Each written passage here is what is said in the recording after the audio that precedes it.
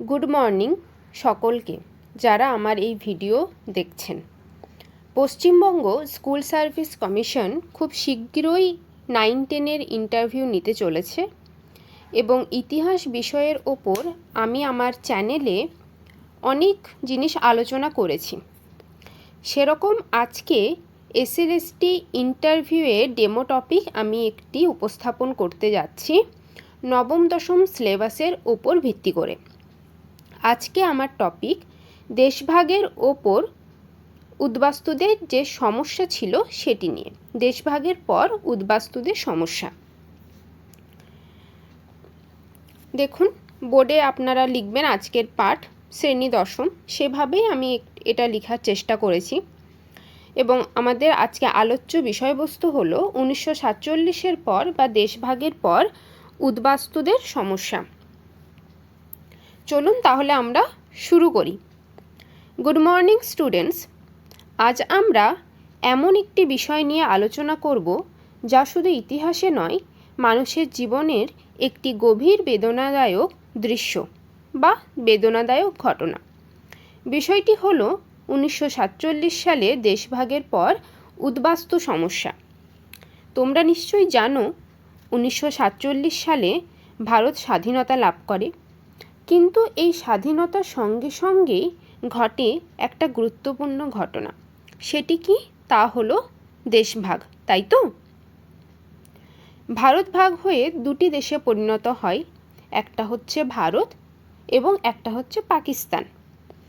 এই দেশভাগের ফলে লক্ষ লক্ষ মানুষ হঠাৎ করে নিজেদের জন্মভূমি ছাড়তে বাধ্য হয় এবং অন্য দেশে চলে যায়। এই মানুষগুলোকে আমরা কি বলি? উদ্বাস্তু বলে থাকি, যেটিকে ইংরেজিতে বলা হচ্ছে রিফিউজি। দেশভাগের সঙ্গে সঙ্গে প্রায় 1 কোটি মানুষকে বাস্তুহারা হতে হয়েছিল। কেউ পায়ে হেঁটে, কেউ নদীপথে, গরুর গাড়িতে বা ট্রেনে করে দেশ ত্যাগ করার সময় অনেকেই পথে ঘাটে মারা যান। হাজার হাজার পরিবার ভেঙে যায়, গ্রামের পর গ্রাম জনশূন্য হয়ে পড়ে। এরকম অবস্থায় ভারত থেকে অনেকে পাকিস্তানে চলে গেলেও তা ছিল ভারতে আগত উদ্বাস্তু জনসংখ্যার তুলনায় খুবই কম। ভারতের উদ্বাস্তুদের ঢেউ সবচেয়ে বেশি আছড়ে পড়েছিল কোথায় জানো? পশ্চিমবঙ্গ এবং পূর্ব পাকিস্তানে। সদ্য স্বাধীনতা হওয়া ভারতের পক্ষে এই বিশাল উদ্বাস্তুর আর্থিক দায়ভার বহন করা কিন্তু একদম অসম্ভব হয়ে উঠছিল। ভারত অভিযোগ করে যে পাকিস্তান সেখানকার সংখ্যালঘু যারা ছিলেন হিন্দু এবং শিখ, তাদের দেশ ত্যাগ করতে নাকি বাধ্য করছে। এরকম অবস্থায় ভারতের প্রধানমন্ত্রী জওহরলাল নেহেরু এবং পাকিস্তানে যিনি প্রধানমন্ত্রী ছিলেন লিয়াকত আলী, তারা ঠিক করেন তারা একটা মিটিং ডাকবেন, যেটি লিয়াকত চুক্তি, নেহেরু লিয়াকত চুক্তি বা দিল্লি চুক্তি নামে পরিচিত। এটা কখন হয়েছিল? 1950-এ স্বাক্ষরিত হয়। এই উদ্বাস্তু সমস্যায় জওহরলাল নেহেরু কিন্তু অনেকভাবে বিতর্কিত হন। দেখা গেছে তিনি পাঞ্জাবের উদ্বাস্তুদের জন্য সুপরিকল্পিত ব্যবস্থা নিলেও বাঙালি উদ্বাস্তুদের ক্ষেত্রে তেমন উদ্যোগ গ্রহণ করতে দেখা যায়নি তাকে।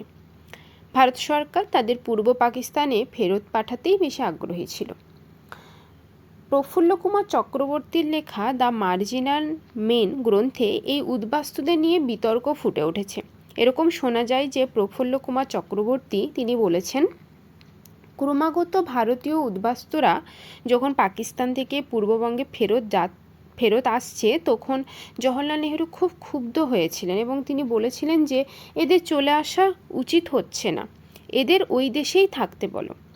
বাঙালি উদ্বাস্তু সমস্যা অত্যন্ত জটিল হয়ে ওঠে। তারা শিয়ালদা, কেউ হাওড়া স্টেশনের ফুটপাথে খোলা আকাশের নিচে থাকতে শুরু করে। তোমরা কেউ কি শিয়ালদা বা হাওড়া স্টেশন গেছো? দেখেছো তোমরা শিয়ালদা বা হাওড়া স্টেশনের ফুটপাথ? খুব ভিড় না এখন? হ্যাঁ, তো ওই জায়গাতে তারা এসে থাকতে শুরু করে এবং বিভিন্ন জেলার পিএ হোম, উদ্বাস্তু শিবিরের অস্বাস্থ্যকর পরিবেশে অনাহারে অর্ধাহারে দিন কাটাতে থাকে। অন্যান্য রাজ্যের উদ্বাস্তুদের বিভিন্ন শিবিরে পুনর্বাসন করানোর ব্যবস্থা করা হলেও পশ্চিমবঙ্গের যারা থাকতেন তাদের নামমাত্র পরিবাসনের ব্যবস্থা করা হয়।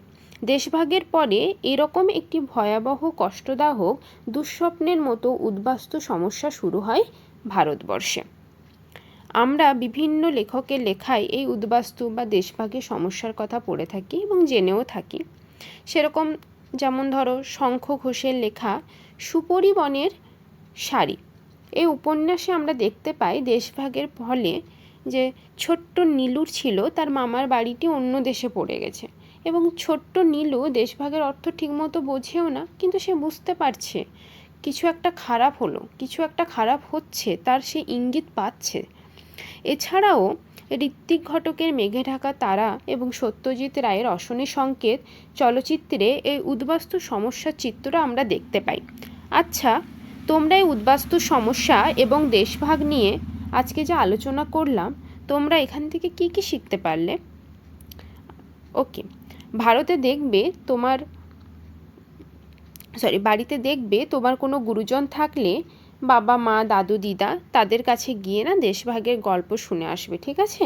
এবং পরের দিন ক্লাসে আমি তোমাদের সবার কাছ থেকে আলাদা আলাদাভাবে কিন্তু এই গল্প শোনার চেষ্টা করব। তাহলে আজকে এই পর্যন্তই আমাদের ক্লাসে আলোচনা ছিল। তাহলে আজকে আমাদের আলোচ্য বিষয়বস্তু কী ছিল? দেশভাগের পর অর্থাৎ 1947 খ্রিস্টাব্দের পরে যে রিফিউজি বা উদ্বাস্তু সমস্যা সেই সম্পর্কে। Okay class, thank you. এই বলে আমি আমার আজকের ডেমো ক্লাসটি শেষ করলাম। আপনারা নিজেদের মতো করে এটাকে মডিফাই করবেন। আরও এই বিষয়ে যদি ডেমো ক্লাস দিতে চান তাহলে একটু গভীরভাবে পড়াশোনা করবেন। তবে আমি আমার সাধ্যমতো চেষ্টা করেছি একটা ডেমো ক্লাস উপস্থাপন করাই।